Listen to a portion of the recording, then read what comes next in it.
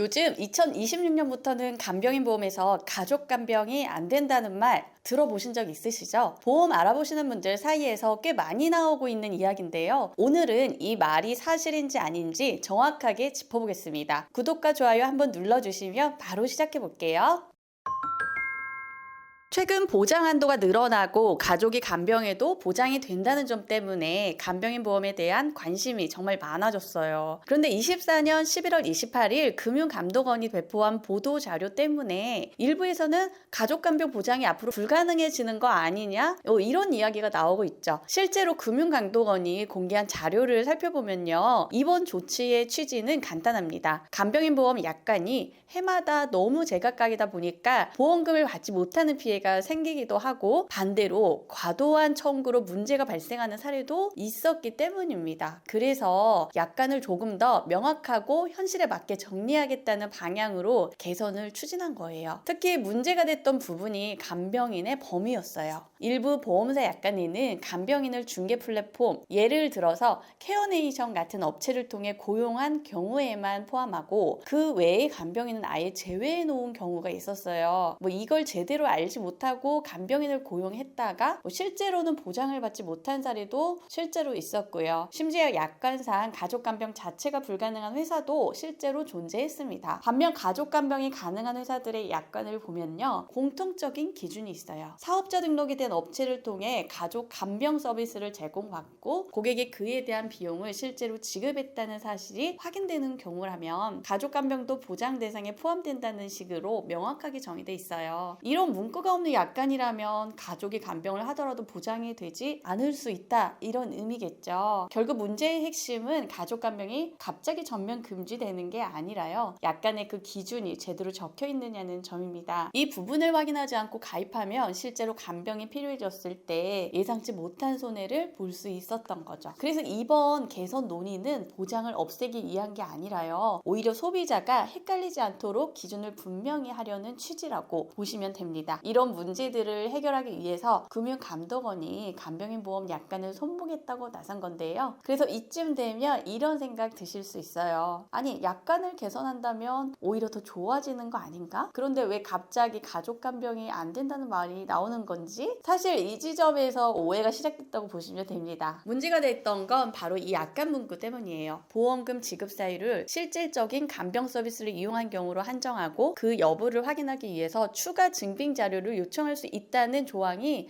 새로 들어갔다는 거예요. 이 문구를 보고 많은 분들이 이제 가족 간병은 아예 안 되는 거 아니냐고 오해하게 된 거죠. 추가 증빙 서류라고 하면 간병인 사용 계약서나 근무 일지, 간호 기록 같은 것들이 포함되다 보니까 실질적인 간병 서비스를 받아야 한다는 말이 곧 가족 간병은 제외된다는 의미처럼 느껴질 수 있어요. 하지만 실제 약관 내용을 보면 가족 간병이 불가능하다고 명시된 조항은 어디에도 없습니다. 이 조항의 목적은 가족 간병을 막기 위해서가 아니라 가다 청구나 허위 청구 같은 문제를 막기 위해 증빙을 요구하겠다는 취지에 가까워요. 물론 앞으로 가족 간병으로 보험금을 청구할 때는 예전보다 준비할 서류가 조금 더 많아질 수는 있어요. 다소 번거롭게 느껴질 수도 있고요. 그런데 필요한 자료만 제대로 준비해 두신다면 보장받는 데는 문제가 없습니다. 예를 들어 고령의 부모님이 다쳐서 입원하게 된 상황을 생각해 볼게요. 자녀가 케어네이션 같은 간병인 중개 앱에 등록하고 부모님이 그 플랫폼을 통해서 자녀를 간병인으로 고용해서 실제 간병을 맡겼다고 가정해 볼게요. 이때 간병인 근무 일지나 계약 내역 같은 증빙 자료를 갖추고 있다면 가족이 간병을 했더라도 충분히 보장 대상이 될 수 있어요. 핵심은 가족이냐 아니냐가 아니라 실제로 간병 서비스가 제공됐는지와 그걸 증명할 수 있느냐는 점입니다. 오히려 이번 약관 정비로 가족 간병이 더 불리해지는 게 아니라 반대 방향으로 정리될 가능성이 커요. 앞으로는 간병인의 정의에 간병인 중개 서비스를 통한 간병인을 포함한다는 문구로 약관을 통일하려는 움직임이 있기 때문에 회사마다 기준이 달라서 가족 간병이 안 됐던 사례들은 점점 줄어들 수 있게 되는 거죠. 그래서 결론부터 말씀드리면요. 가족이 간병하면 보장을 못 받는다는 말이 사실이 아닙니다. 2025년, 2026년에 간병인 보험을 준비하셔도 가족 간병 자체는 충분히 가능합니다. 다만 여기서 정말 중요한 게 하나 있어요. 가족 간병 여부와는 별개로 가입 전에 반드시 확인하셔야 하는 약관이 있습니다. 이걸 놓치면 가족 간병이든 직업 간병인을 쓰든 관계없이 보험금을 못 받는 상황이 생길 수 있거든요. 그래서 이 부분은 꼭 비교해서 보셔야 돼요. 먼저 A사 약관을 보면 보험금 지급 사유가 이렇게 적혀 있어요. 질병의 치료를 직접적인 목적으로 요양병원에 입원하여 치료를 받은 경우, 그리고 B 약관을 보면 질병으로 요양병원에 입원한 경우라고만 되어 있습니다. 두 문장 얼핏 비슷해 보이지만 결정적인 차이가 하나 있죠. 바로 직접적인 이라는 단어가 있느냐 없느냐예요. 이 문구 하나 때문에 보장 여부가 갈리는 상황이 실제로 발생합니다. 예를 들어 겨울에 스키를 타다가 골절을 당해서 거동이 어려워졌고 그 치료를 목적으로 입원해 간병인을 고용했다면 이건 직접적인 치료 목적이기 때문에 보장을 받을 수 있어요. 그런데 퇴원 후에 얼마 지나지 않아 외상성 관절염 같은 후유증이 생겨서 다시 입원을 하겠다면 이야기가 달라집니다. 이 경우는 질병의 직접적인 치료가 아니라 후유증으로 인한 치료로 보기 때문에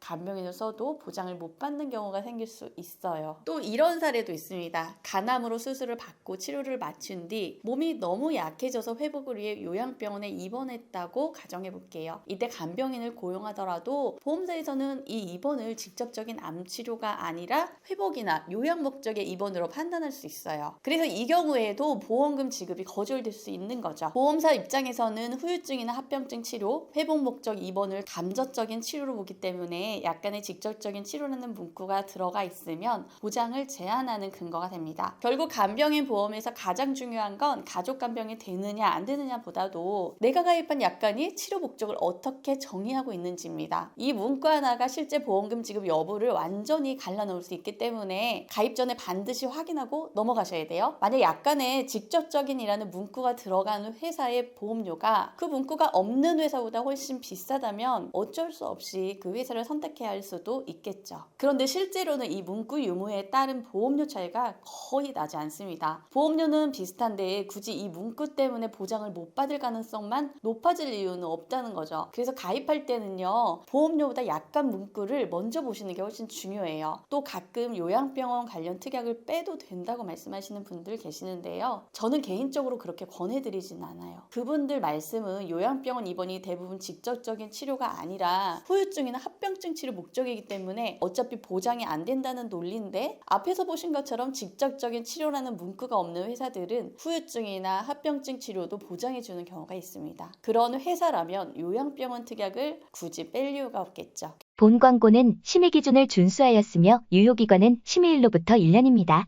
결국 간병인 보험은 약관을 얼마나 꼼꼼하게 보느냐에 따라서 결과가 크게 달라집니다. 그래서 이제 이 부분을 충분히 이해하셨다는 전제로 최근에 많이 선택하시는 간병인 보험 설계안을 하나 공유해 보려고 해요. 연령대별 보험료도 같이 보여드릴 테니까 참고하시면 도움이 되실 겁니다. 간병인 보험은 크게 두 가지로 나뉩니다. 간병인 지원 1단과 그리고 간병인 사용 1단인데요. 간단히 설명드리면 간병인 지원 1단은 보험사에서 간병인을 직접 보내주는 방식이에요. 내가 따로 간병인을 구하지 않아도 돼서 편리하고 보장도 괜찮은 편이지만 현재는 대부분 10년 갱신형이라서 보험료가 오를 수 있다는 부담이 있어요. 또 간병인 요청을 최소 48시간 전에 해야 해서 교통사고처럼 갑작스럽게 입원하는 상황에서는 대응이 늦어질 수 있다는 단점도 있고요. 그런데 반면에 간병인 사용 일당은 내가 직접 간병인을 고용해야 한다는 점이 단점이긴 해요. 그런데 요즘은 케어네이션 같은 중개 서비스가 워낙 잘 되어 있어서요. 예전보다 훨씬 수월해졌어요. 무엇보다 이 구조의 가장 큰 장점은 보장이 좋아졌다는 점입니다. 요양병원을 제외한 일반 의료기관에서는 간병인 사용 시 하루 20만 원, 요양병원은 하루 5만 원, 간호간병 통합 서비스는 하루 7만 원까지 보장이 돼요. 앱을 통한 간병인 고용이라면 가족 간병도 보장이 가능하고 보험료가 오르지 않는 비갱신형이라는 점도 큰 장점입니다. 오늘 소개해드리는 설계안도 바로 이 간병인 사용 1단 기준이에요. 요양병원 제외 의료기관은 하루 20만 원, 요양병원은 5만 원, 간호간병 통합 서비스는 7만 원으로 구성했고 상해와 질병 모두 보장됩니다. 20년 납 90세 만기 비갱신형 기준으로 보면 31세 남성은 16,017원, 여성은 15,214원이고 41세는 남성 23,171원, 여성은 22,106원 수준입니다. 61세도 남녀 모두 보험료 부담은 비교적 낮은 편이에요. 71세 이상 고령자 플랜도 따로 준비할 수 있는데요. 이 경우 요양병원 제외 의료기관은 하루 15만 원, 요양병원 5만 원, 간호간병 통합 서비스 7만 원으로 구성되고 보장 구조는 거의 동일합니다. 보험료는 70세 기준 남성 약 38,420원, 여성은 약 52,367원 정도로 생각하시면 됩니다. 연령이 높아져도 간병리에 대한 대비를 할 수 있다는 점에서 의미 있는 선택이 될 수 있죠. 비교적 젊은 분들 사이에서는 체증형 상품에 대한 관심이 꽤 많은데요. 일정 시간이 지나면 보장 금액이 점점 늘어나는 구조의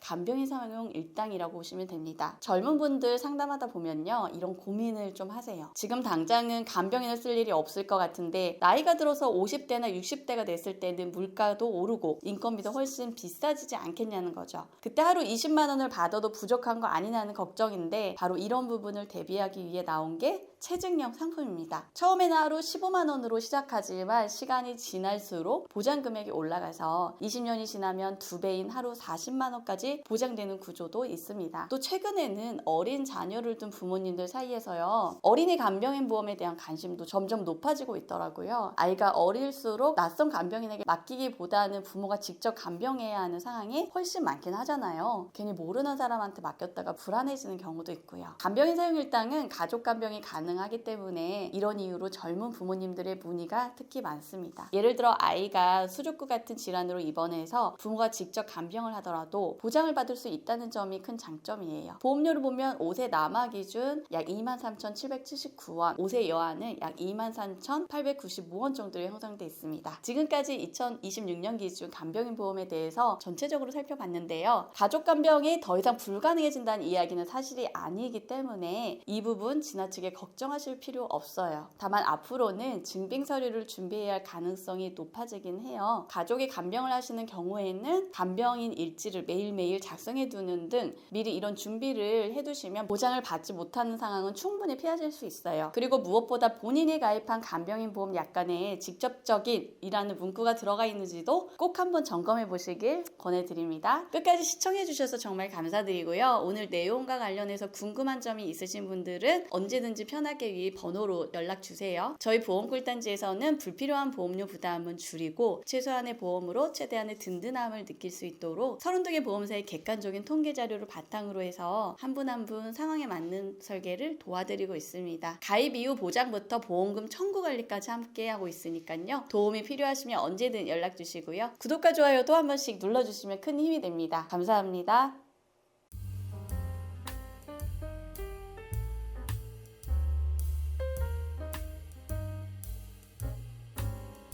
본 광고는 심의 기준을 준수하였으며 유효기간은 심의일로부터 1년입니다.